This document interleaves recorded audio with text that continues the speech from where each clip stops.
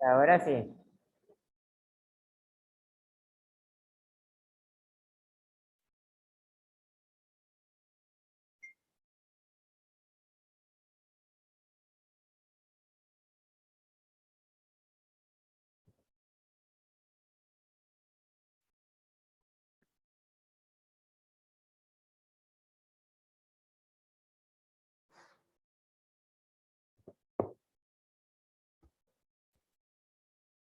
Muy bien.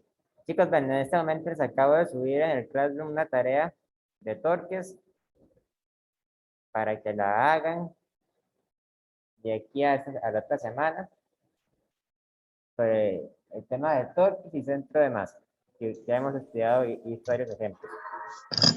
También les recuerdo que hoy es el día en que eh, se termina la fecha para entregar la tarea de la lectura de tipos de fuerzas, ¿verdad? De la fuerza de gravitación, la fuerza electromagnética, la fuerza nuclear fuerte y nuclear débil. Les voy a pedir, ¿verdad? Que por favor, si tienen alguna duda con respecto a alguna de estas tareas, pues me lo digan. O sea, yo con mucho gusto les puedo ayudar si les cuesta o si les costó algo de la lectura. Es un libro, eso lo saqué de un libro que es un libro de divulgación, o sea, es un libro que está escrito eh, pensando en gente que no son físicos profesionales. Me pareció que era una lectura muy amena, muy bonita. Eh, Ese libro lo escribió un señor que trabaja en el laboratorio CERN que está en Suiza, entonces sabe mucho del tema de física de partículas y se los asigné como tarea porque una parte importante del tema de fuerzas es precisamente reconocer cuáles son los tipos de fuerzas fundamentales, ¿verdad? Que existen y cuáles son sus características. Pero bueno, la clase de la semana pasada, no, mentira, la clase del lunes pasado habíamos empezado a ver el tema de movimiento circular. Entonces, hoy quisiera volver a continuar con el tema, ya que es un tema muy bonito. En realidad las fórmulas son muy sencillas, pero lo que nos puede confundir un poco es que hay bastantes fórmulas en el tema de movimiento circular. Hoy vamos a ver entonces dos cantidades importantes. Una de ellas es el periodo en el movimiento circular. El periodo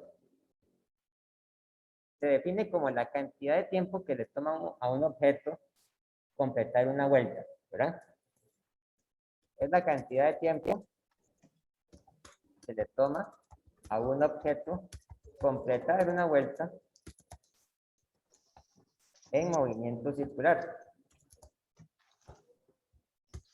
A pesar de que el periodo en español se escribe con al principio, ¿verdad? Nosotros vamos a representar el periodo usando la letra T mayúscula para enfatizar la noción de que el periodo es un tipo de tiempo, ¿verdad? Por ejemplo, el periodo que le toma a nuestro planeta darle una vuelta al Sol es precisamente un año, ¿verdad? Un año es el periodo de traslación de la Tierra alrededor del Sol. Cada uno de los planetas tiene un periodo de traslación diferente y por lo tanto nosotros decimos que en cada planeta un año dura un tiempo distinto, ¿verdad? Un tiempo diferente. El periodo solamente tiene sentido hablar de un periodo, ¿verdad? Cuando sabemos que el cuerpo se mueve con rapidez angular constante. Si el cuerpo no se mueve con rapidez angular constante, entonces es posible que una vuelta le tome un segundo, otra vuelta le tome 10 segundos, otra vuelta le toma 5 segundos. Es decir, si cada vuelta la hace en un tiempo diferente, entonces no tiene sentido hablar de un periodo porque el periodo sería una variable que cambia con cada vuelta, ¿verdad? Entonces nosotros vamos a hablar solamente del periodo cuando sabemos que el objeto que está en movimiento circular es capaz de mantener un tiempo de vuelta constante, o sea que cada una de las vueltas que vaya dando le tome aproximadamente el mismo tiempo. Entonces el periodo se calcula solamente cuando el objeto es capaz de moverse con una rapidez angular constante. Por otro lado, tenemos otra cantidad que está muy relacionada con el periodo y es la frecuencia. La frecuencia es el número de vueltas que da un cuerpo por unidad de tiempo. Cuando uno lee la definición de frecuencia, que se escribe con F minúscula, pareciera que es lo mismo que el periodo, ¿verdad? Pero en realidad no es lo mismo. El periodo es la cantidad de tiempo que le toma dar una vuelta, mientras que la frecuencia es la cantidad de vueltas que da en cierta cantidad de tiempo. Por ejemplo, podríamos calcular cuántas vueltas da un cuerpo cada segundo. Puede ser más de una vuelta o puede ser menos de una vuelta. La frecuencia se mide en unidades de vueltas entre segundos. Pero como las vueltas no son realmente una unidad de medida real, o sea, porque no son una unidad física, la frecuencia se mide realmente en unidades de segundo. O sea, se mide en unidades de 1 entre segundos. O segundo a la menos 1.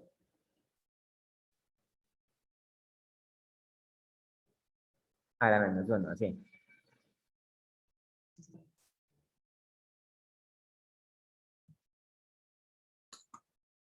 Como queda un poquito feo escribir segundo a la menos 1, entonces, convencionalmente, la unidad de frecuencia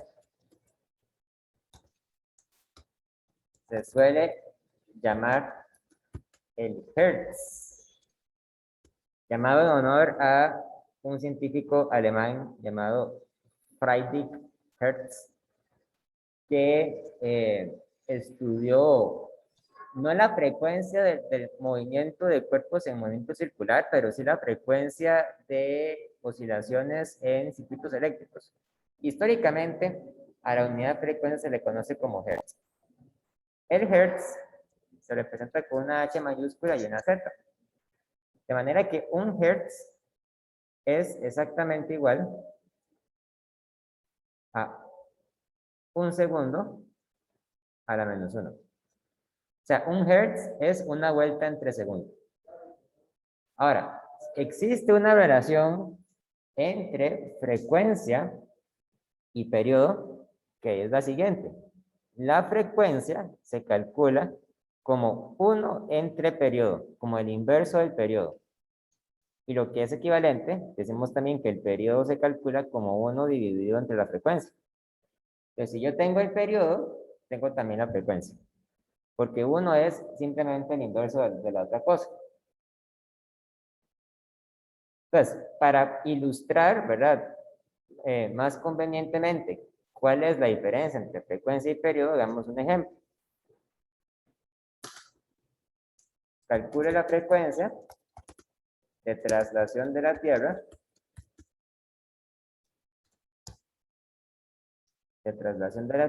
en Hertz. Entonces, para poder calcular la frecuencia, yo necesito conocer el periodo de la Tierra. Claramente, el periodo de la Tierra es igual a un año. Pero vamos a convertir el año a unidades de segundos porque es la unidad convencional para medir el tiempo. Claramente, si yo mido un año en segundos, me va a caer una cantidad muy grande. Pero hagámoslo de todas formas. Un año tiene 365 días, normalmente, ¿verdad? Por cada año. Y cada día tiene 24 horas.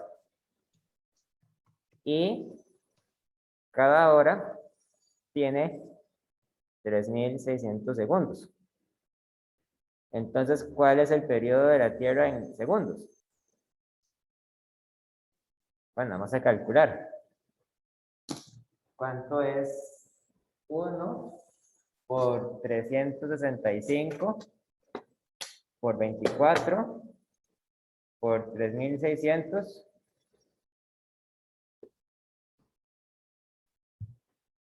Es aproximadamente igual a 3,15 por 10 a la 7 segundos. Digo aproximadamente, no es exactamente ese número, pero digámoslo así, porque es un número muy grande.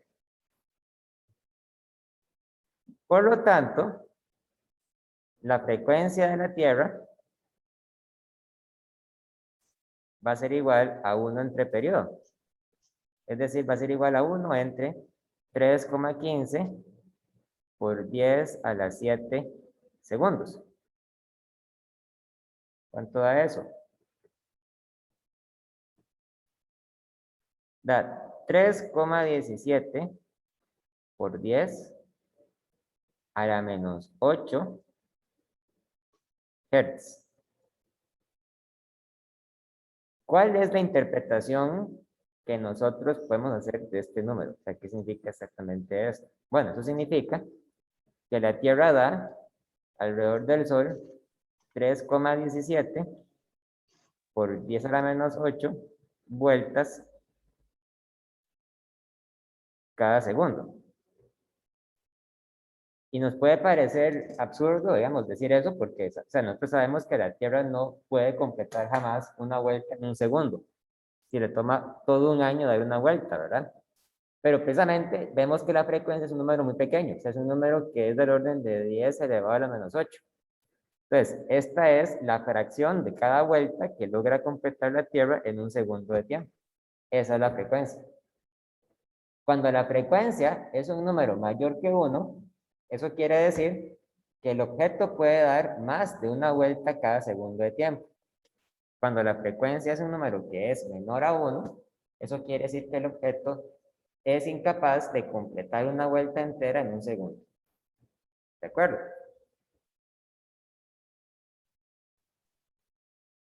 Entonces, yo quisiera relacionar el periodo y la frecuencia con las cantidades que discutimos la clase pasada.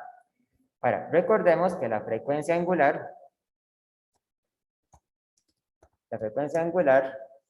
perdón, la rapidez angular, la rapidez angular es el desplazamiento angular que completa por unidad de tiempo. Entonces, si el objeto se mueve con rapidez angular constante, entonces uno podría preguntarse, ¿verdad? ¿Cuánta distancia angular recorre en el tiempo que dura un periodo? Bueno, el tiempo que dura un periodo es precisamente el tiempo que le toma dar una vuelta, ¿verdad? Entonces, una vuelta corresponde a un desplazamiento angular o una distancia angular de 2pi radianes, ¿verdad? Una vuelta entera son 2pi radianes. Entonces, uno puede usar la siguiente fórmula. La rapidez angular, omega, es igual a 2pi sobre el periodo. A 2pi sobre el periodo. Técnicamente, deberíamos decir 2pi radianes sobre el periodo. Lo que pasa es que el radián no es una unidad de verdad, o sea, no es una unidad física que ustedes miden en naturaleza, sino que es una unidad matemática introducida arbitrariamente por el ser humano para medir ángulos, pero el radián no es una unidad física de verdad. Entonces, normalmente la fórmula para calcular la rapidez angular la vamos a dejar así, va a ser simplemente 2pi entre el periodo. A veces también se puede calcular la rapidez angular usando no el periodo, sino usando más bien la frecuencia. Acuérdense que hemos dicho, ¿verdad? Que la frecuencia es igual a 1 entre periodo. Entonces, combinando las dos fórmulas, podríamos decir que la rapidez angular es igual a 2pi por 1 entre periodo. Y esto es igual a 2pi por la frecuencia, ¿verdad? Entonces, la rapidez angular es igual a 2pi por f. Ahora que estamos en esto, continuamos con el ejemplo que estamos viendo. Vamos a ver. ¿Cuál es la rapidez angular de la Tierra?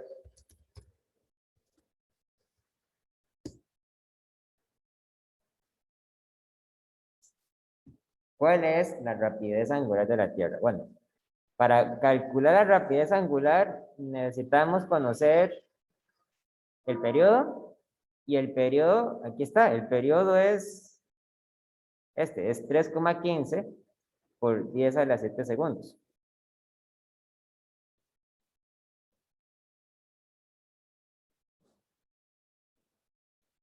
Entonces, la rapidez angular es igual a 2pi entre el periodo. Es igual a 2pi entre 3,15 por 10 a la 7 segundos.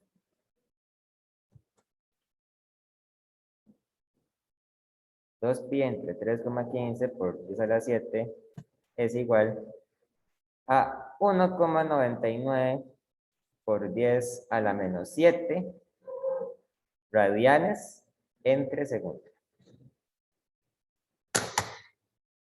Entonces, ¿qué significa este resultado? Bueno, significa que si este es, por ejemplo, vamos a decir, si este es, por ejemplo, el Sol y esta es la Tierra, entonces la Tierra le va a tomar cierta cantidad de tiempo, ¿verdad? Hacer un desplazamiento angular.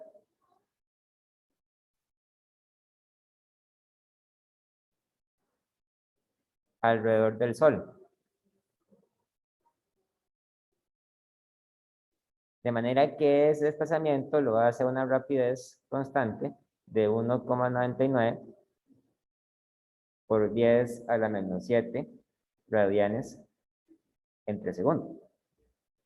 Puede parecer que es muy lento, ¿verdad? Y de hecho, si ustedes lo piensan, es lento, porque a la Tierra le toma exactamente un año recorrer los 2pi radianes de la circunferencia del Sol. Entonces eso es, usted tiene que dividir los 2pi radianes entre todo el tiempo que tarda un año. Los planetas que están más cercanos al Sol, como Mercurio, ¿verdad? O Venus, se mueven con una rapidez angular mayor que la Tierra. Eso quiere decir que esos planetas abarcan una mayor distancia angular en un tiempo dado de lo que lo puede hacer la Tierra. Y los planetas que están más alejados se mueven con una rapidez angular más lenta. Generalmente, entre más lejos estén, más despacio se mueven.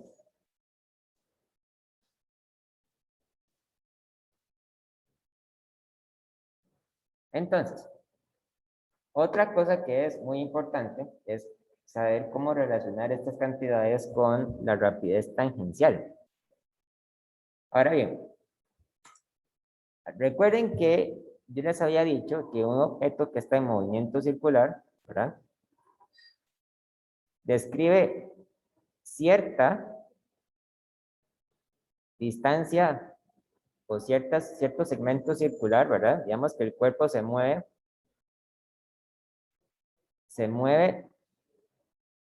de aquí a aquí, ¿verdad? Describiendo un ángulo zeta.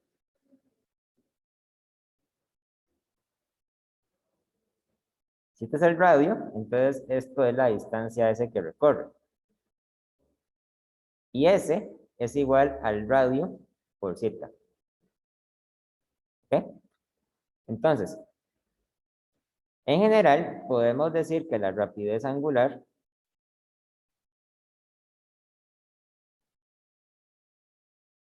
omega es igual al cambio en la posición angular con respecto al tiempo. Y podemos decir que la rapidez tangencial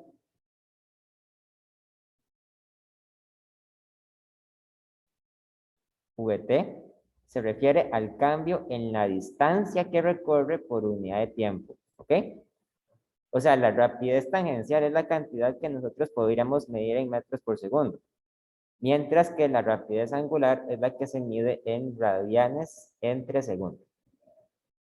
Pero vean esto. La rapidez tangencial es igual a delta S entre delta T. Y S es R por Z. Esto es igual al cambio de R por Z con respecto al tiempo. Y esto es igual a R por el cambio en Z con respecto al tiempo, porque estamos asumiendo que el radio es constante. Y esto es simplemente R por omega. La rapidez tangencial de un objeto es igual al radio de la trayectoria de la circunferencia multiplicado por la rapidez angular. Esto es muy importante porque entonces uno puede calcular la rapidez tangencial cuando conoce la rapidez angular y el radio, o viceversa. Uno puede calcular la rapidez angular cuando conoce la rapidez tangencial y el radio. O inclusive podría calcular el radio cuando conoce la rapidez tangencial y la rapidez angular. Por esta razón, uno también puede relacionar la rapidez tangencial con el periodo y la frecuencia. Recordemos que la rapidez angular es igual a 2pi entre el periodo. Entonces, esto quiere decir que la rapidez tangencial es igual al radio por omega, pero omega es 2pi entre t, ¿verdad? Una forma más bonita de escribir esto diciendo que la rapidez tangencial es igual a 2pi r entre t. A esta ecuación nosotros podemos darle una interpretación bastante clara.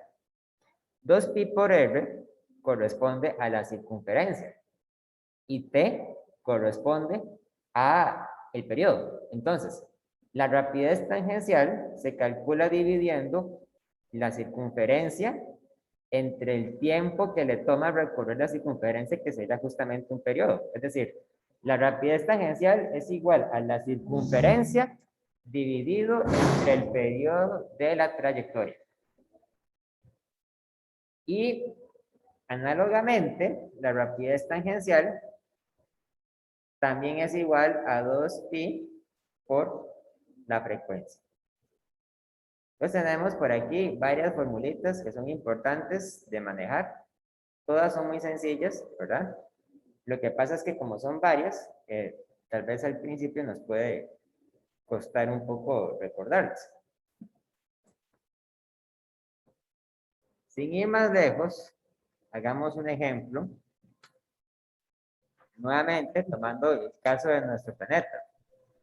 Ahora que nosotros conocemos la rapidez angular de la Tierra, calculemos ahora cuál es la rapidez tangencial de la Tierra con respecto al Sol. Para poder calcular la rapidez angular, la rapidez tangencial de la Tierra con respecto al Sol, necesitamos conocer el radio de la trayectoria de la Tierra. Ese dato se puede conseguir en algunos de los apéndices del libro. De hecho, en el apéndice G viene. Voy a buscarlo nada más para tenerlo por aquí a mano.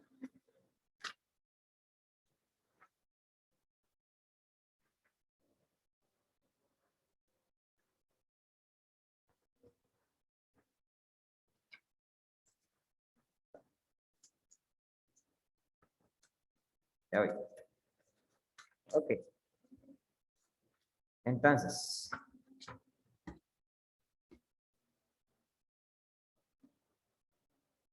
Voy a ponerles de ejemplo. Ejemplo, calcule la rapidez tangencial de la Tierra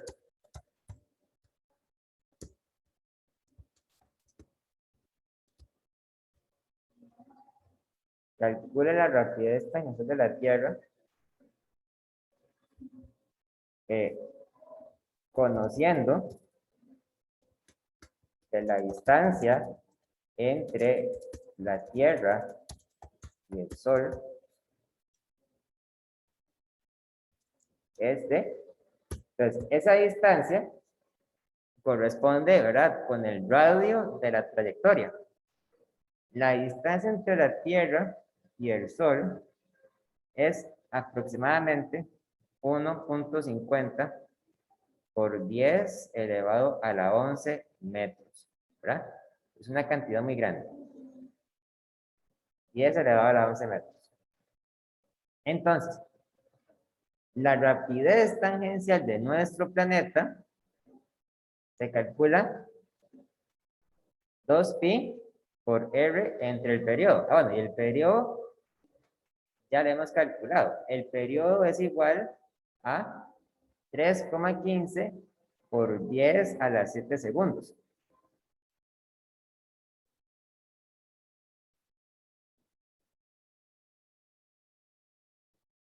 Así que esto es igual a 2 por pi por 1,5 por 10 a la 11 metros entre 3,15 por 10 a la 7 segundos.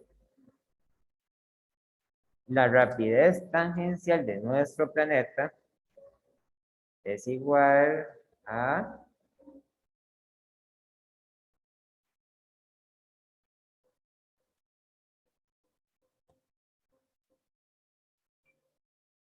2,99 por 10 a la 4 metros entre segundos. Esto ya es una velocidad bastante elevada. Ustedes lo piensen, esto tiene que ser igual a 29,9 kilómetros por segundo. Claro, lo cual habitualmente se suele aproximar como 30 kilómetros por segundo. O sea que cada segundo nuestro planeta avanza 30 kilómetros por el espacio. Es una velocidad bastante grande, ¿verdad? Y el hecho de que nuestro planeta se mueva a una velocidad así de grande y le tome además tanto tiempo completar una vuelta, es simplemente una indicación de que efectivamente nuestro planeta recorre cada año una distancia enorme, ¿verdad? Es así gigantesca alrededor del Sol. Ok, vamos a poner pausa un momento. Ahora, cuando un cuerpo se mueve en movimiento circular, existe siempre una aceleración, vamos a llamarla aceleración centrípeta. La palabra centrípeta significa que va dirigida hacia el centro. Entonces esta es una aceleración que experimenta un cuerpo en movimiento circular uniforme dirigida hacia el centro de la circunferencia. Cuando ustedes piensan en aceleración, probablemente lo que se imaginan es que el cuerpo cambia la rapidez, ¿verdad? Pero como vamos a ver ahora, la aceleración centrípeta puede existir incluso cuando el cuerpo se mueve con una rapidez tangencial constante. ¿Por qué? Porque esta aceleración se debe al cambio constante, al cambio continuo que experimenta la dirección del vector de velocidad de la partícula. Ok, ¿qué quiere decir esto realmente? Vamos a imaginarnos que tenemos una partícula que está en movimiento circular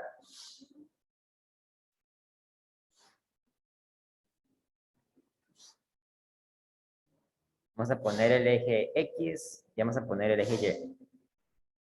Y vamos a imaginarnos que en un instante de tiempo, la partícula se va a encontrar en este lugar, por aquí, y un instante de tiempo posterior, la partícula se va a encontrar en este lugar. Entonces, la partícula va a tener un vector de posición inicial y va a tener también un vector de posición final.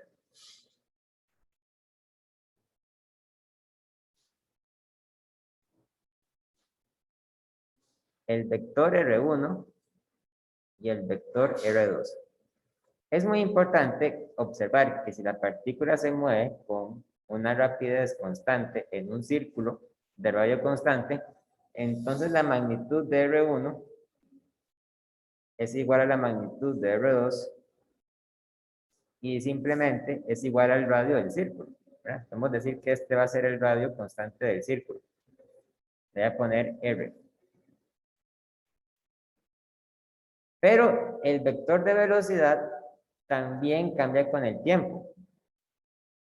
La velocidad de la partícula en un instante puede ir hacia acá, mientras que un instante de tiempo posterior, la velocidad va a ir hacia esta dirección. Entonces, los vectores de velocidad van a tener la misma magnitud, pero van a tener diferente dirección.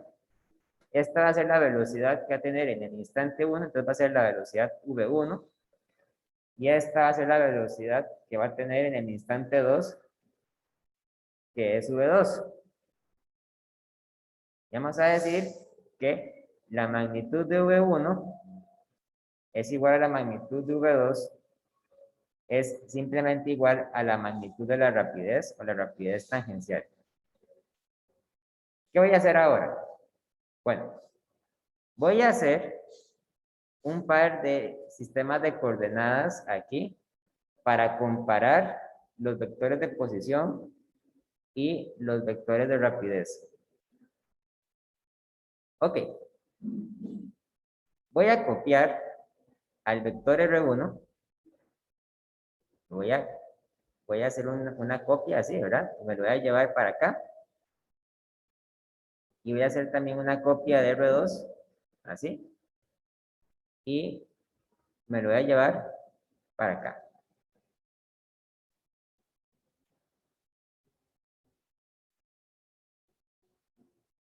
Este es R1 y este es R2.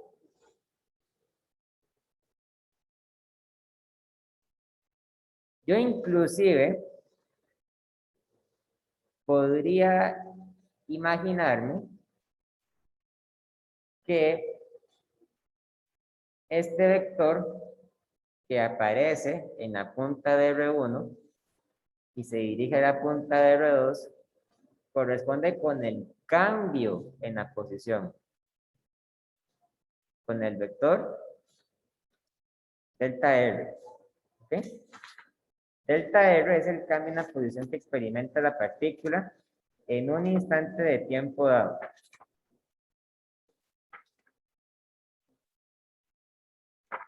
Ahora, lo que voy a hacer va a ser copiar los vectores de velocidad en el diagrama de abajo.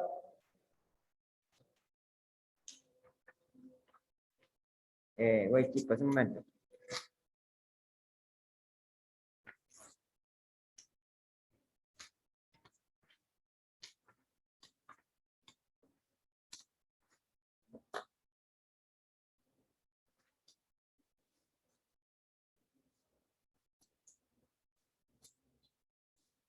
Voy a copiar entonces el vector V1.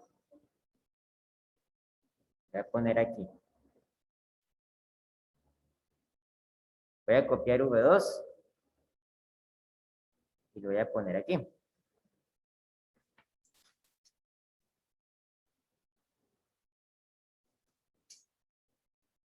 Entonces, a esto le voy a llamar el vector V1. A este le voy a llamar el vector V2. Y a la diferencia entre los dos vectores lo voy a llamar el vector delta V.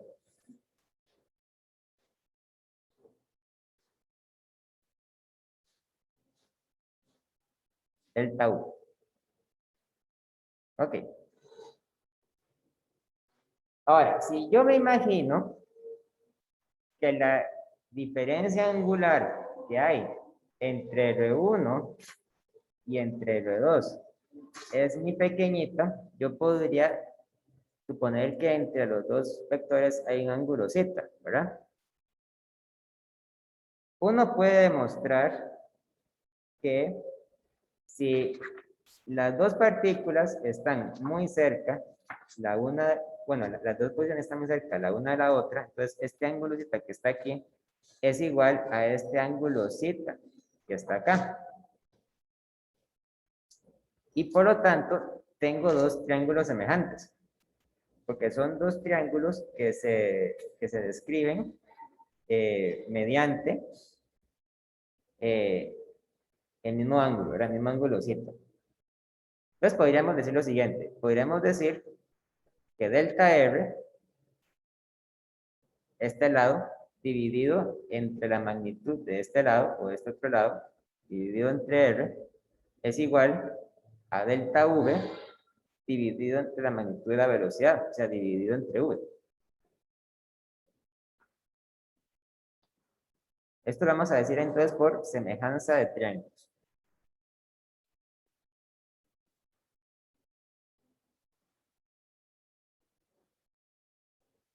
Y ahora vean, la aceleración centrípeta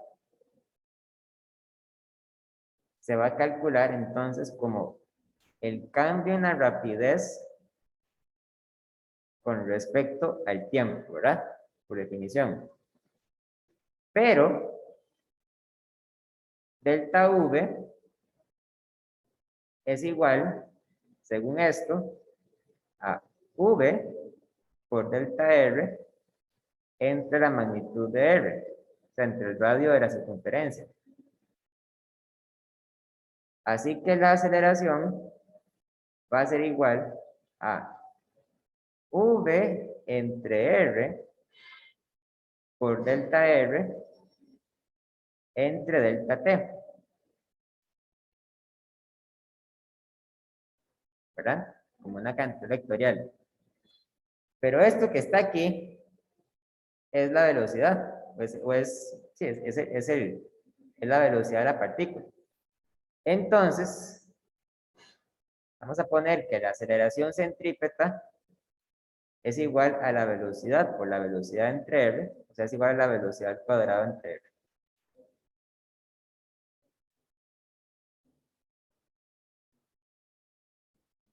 Esta es una fórmula que nos dice de qué manera va a acelerar una partícula cuando se encuentra en movimiento circular. Ahora, ¿por qué se llama aceleración centrípeta? O sea, ¿por qué va dirigida hacia el centro? Podemos recordar que, según la definición, la aceleración apunta hacia el mismo sentido en el que apunta el cambio de velocidad. Y el cambio de velocidad es este vector de aquí. Cuando yo traslado este vector de regreso a el círculo, puedo ver que el cambio de velocidad notablemente va dirigido siempre hacia el centro de la circunferencia.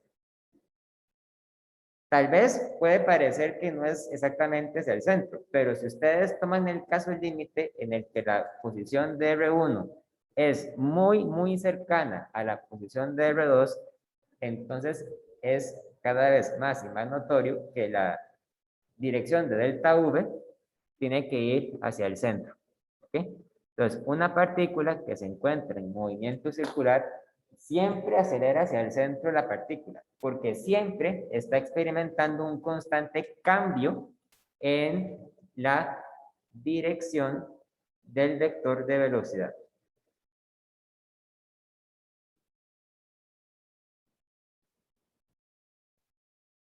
Ok, ya se imaginarán cuál ejemplo les voy a poner.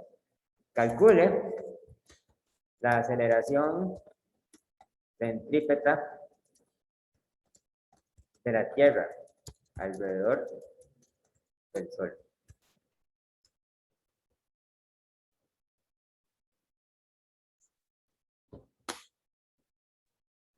La aceleración centrípeta, entonces, simplemente es igual a la rapidez tangencial al cuadrado entre el radio, ¿verdad? Ahora, de las páginas anteriores, teníamos que el radio es 1.5 por 10 a la 11 metros, ¿verdad?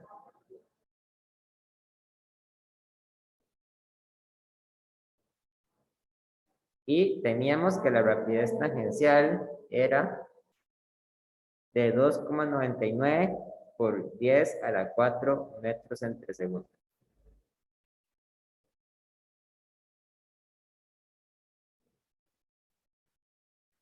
Entonces, la aceleración centrípeta es la rapidez tangencial al cuadrado entre el radio, es igual a 2,99 por 10 a la 4 metros entre segundo al cuadrado dividido entre R. Perdón, dividido entre R, pero R es 1,5 por 10 a la 11 metros. Vean bien las unidades de esta cantidad. Cuando nosotros calculemos esto, vamos a encontrarnos con una cantidad que se mide en unidades de metro entre segundo al cuadrado, ¿verdad? Entonces, esto es igual a 5,96 por 10 a la menos 3 metros entre segundo al cuadrado. Esta sería entonces la aceleración centrípeta de la Tierra. Es la aceleración que se mide cuando nosotros consideramos el cambio en la dirección de la aceleración de nuestro planeta con respecto al tiempo. Cambio en la dirección de la velocidad de nuestro planeta con respecto al tiempo. A veces nos sirve más bien calcular la aceleración centrípeta, pero utilizando en lugar de la velocidad tangencial, usamos la velocidad angular. Recordemos que la rapidez tangencial es igual al radio por la rapidez angular. Entonces, si la aceleración centrípeta es igual a la rapidez tangencial al cuadrado entre el radio, es igual al radio por la rapidez angular al cuadrado entre el radio. Y es igual al radio al cuadrado por la rapidez angular al cuadrado entre el radio. Y es igual entonces al radio por la rapidez angular, porque yo cancelo este radio con uno de estos radios, ¿verdad? Por lo tanto, tenemos que la aceleración centrípeta es igual al radio por la rapidez angular al cuadrado. Aquí, al cuadrado, ¿verdad? Okay. Esta fórmula tiene la ventaja de que depende de la rapidez angular, pero no depende de la rapidez tangencial.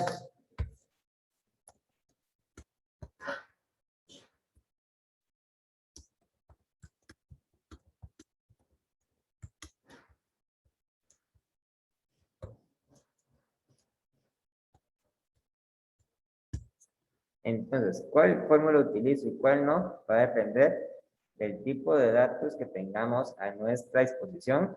Si tenemos la rapidez tangencial, usamos la primera fórmula. Y si tenemos la rapidez angular, usamos la segunda, ¿verdad? Muy bien. Ahora, quizá cuando yo hable acerca de la aceleración centrípeta, ustedes hayan escuchado hablar de un término parecido que es la aceleración centrífuga. La aceleración centrífuga. La aceleración centrífuga es la aparente, vamos a ponerlo entre comillas, la aparente aceleración que experimenta un cuerpo hacia afuera del círculo. ¿Verdad? Entonces, puede parecer curioso porque yo les estaba hablando acerca de una aceleración llamada la aceleración centrípeta, o sea, la aceleración que va hacia el centro. Pero ¿cómo es posible entonces que existe una aceleración centrífuga que va hacia afuera? O sea, ¿cuál de las dos hay que usar? ¿O qué significa cada una de ellas? Entonces, vamos a ver que en realidad la aceleración centrífuga no existe. Es una ilusión. ¿Qué quiere decir eso? Bueno, cuando una partícula se mueve en círculos, digamos cuando ustedes van en una rotonda, en un carro. Entonces, el carro, en algún momento del viaje, va a tener esta dirección de la velocidad, hacia acá, ¿verdad? Pero conforme el carro va progresando alrededor de la rotonda, el carro va a ir ganando una dirección diferente. El carro después va a estar aquí, ¿verdad? Y cuando está en este lugar, el vector de velocidad va a ir hacia esta dirección. Entonces, recordemos por un momento lo que decía la ley de la inercia, ¿verdad? Que todo cuerpo, la inercia diría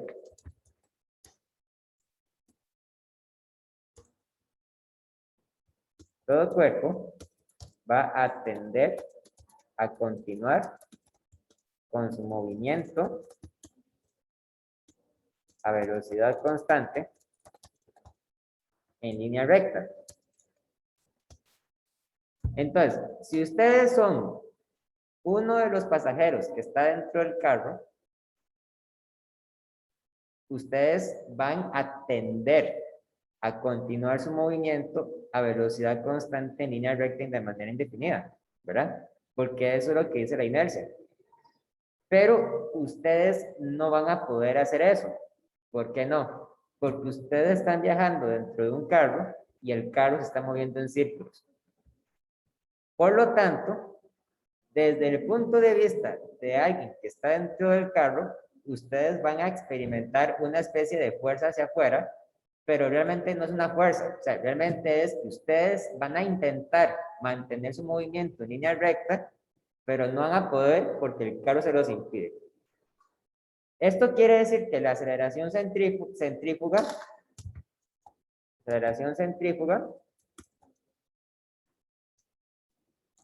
es en realidad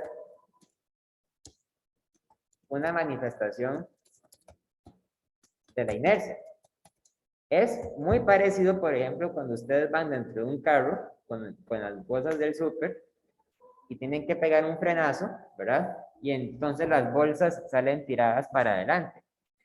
Las bolsas salen tiradas para adelante no porque alguien las empuje, sino porque las bolsas van a mantener de manera natural su velocidad que tenían antes de que el carro frenara, inclusive después de que el carro frene, porque las bolsas se mueven de manera independiente que el carro. Entonces, para alguien que está dentro del carro, parece que las bolsas salieron empujadas para adelante. De la misma forma, para alguien que está dentro del carro, que se mueve en círculos, parece que los pasajeros sienten un tironazo hacia afuera, pero no es realmente un tironazo hacia afuera. Lo que están sintiendo es el efecto de la inercia, ¿verdad? Que los va a intentar mantener con una velocidad rectilínea, a pesar de que el carro los va a forzar a continuar su movimiento en círculos. Pero los pasajeros del carro realmente están acelerando hacia el centro, porque si no acelerasen hacia el centro, no podrían moverse en una trayectoria circular. Entonces, a modo de resumen, podríamos decir que la situación es un poco contradictoria, porque tal vez uno siente que es tirado hacia afuera, o sea, siente que es tirado con una aceleración centrífuga, pero en la realidad es tirado hacia adentro, o sea, en la realidad es tirado con una aceleración centrípeta. La aceleración centrípeta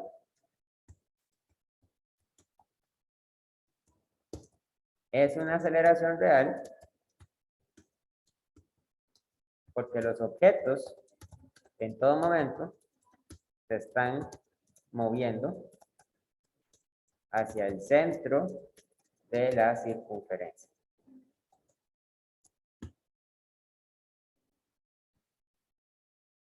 Ok. Vamos a ver entonces la segunda ley de Newton en movimiento circular.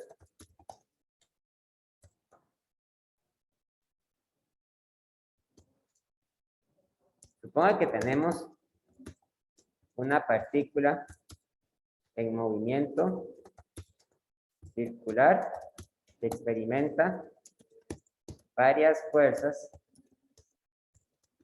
en la dirección radial del movimiento, como en este caso. Entonces, vamos a hacer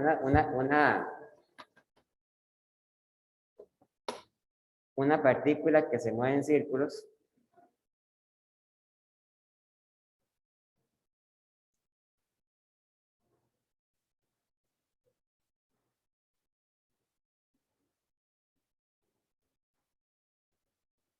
Una masa m, ¿verdad? Aquí está el centro. Y vamos a decir que esta partícula se mueve en círculos con una velocidad tangencial vt.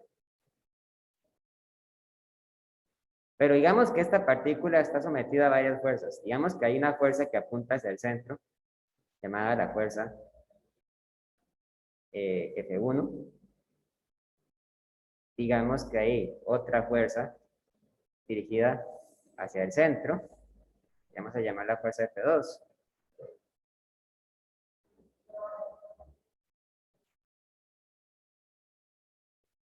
Y digamos que inclusive hay una tercera fuerza, pero esta fuerza va apuntada hacia afuera, llamada la fuerza F3.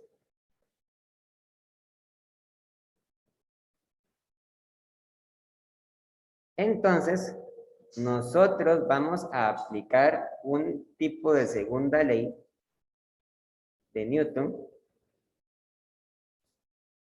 que dice lo siguiente: la sumatoria de todas las fuerzas que apuntan en la dirección radial, radial quiere decir que apuntan ya sea hacia el centro del círculo o que apuntan hacia afuera del círculo, va a ser igual a la masa de la partícula multiplicada por la aceleración centrípeta. Esta es la forma de la segunda ley de Newton, pero aplicada al caso particular de movimiento circular. En este caso, la sumatoria de fuerzas, tal y como está presente aquí, se puede escribir de esta manera. Podemos decir entonces que la fuerza 1 más la fuerza 2 menos la fuerza 3 es igual a la masa por la aceleración centrípeta. ¿Por qué la fuerza 3 se resta y no se suma? Porque la fuerza 3 apunta hacia afuera del círculo. En este caso, vamos a adoptar como convención lo siguiente: las fuerzas que apuntan hacia el centro del círculo se toman positivas y las que apuntan hacia afuera del círculo se toman negativas.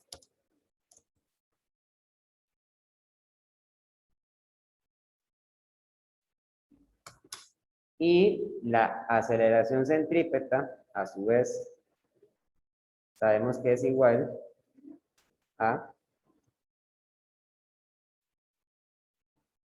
F1 más F2 menos F3 es igual a la masa por la rapidez tangencial al cuadrado entre el radio. ¿Ok? Porque este es el radio del círculo. O también es igual a la masa por el radio por la rapidez angular al cuadrado. Dependiendo de cuál de los dos valores sabemos, si es la rapidez tangencial o si es la rapidez angular.